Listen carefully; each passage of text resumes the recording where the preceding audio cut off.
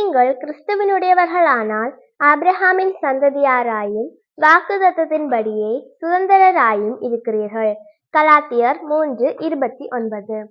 Hi friends, கர்த்தராகிய இயேசு கிறிஸ்துவின் பிள்ளைகளாகிய நாம் அநாதியாயிருக்கும் கர்த்தராகிய தேவனின் வாக்குத்தத்தத்தின்படி ஆபிரகாமின் சந்ததியும் தேவனின் சுதந்திரவாளியுமா இருக்கிறோம்.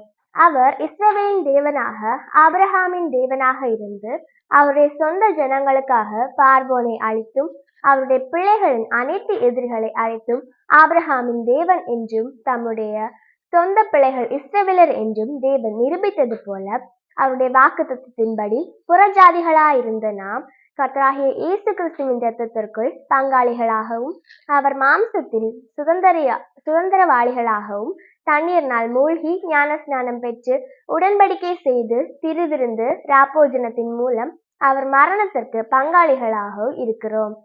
அவருடைய பிள்ளைகள் அனைவருக்கும் வாக்குத்தத்தத்தின்படி ஆபிரகாமின் பிள்ளைகள், தேவனின் சுதந்திரவாளிகள், ஆபிரகாமின் ஆசீர்வாதங்களுக்கு பங்காளிகள், தேவனின் புத்திர சுவிகார உரிமை பெற்றவர்கள், பரலோக பிரஜாஸ்லாக்கியம் பெற்றவர்கள், தேவனின் சொந்த ஜனம். எனவே தேவனின் அனைத்து ஆசீர்வாதங்களுக்கும் சுதந்திரவாளிகள், பங்காளிகள்.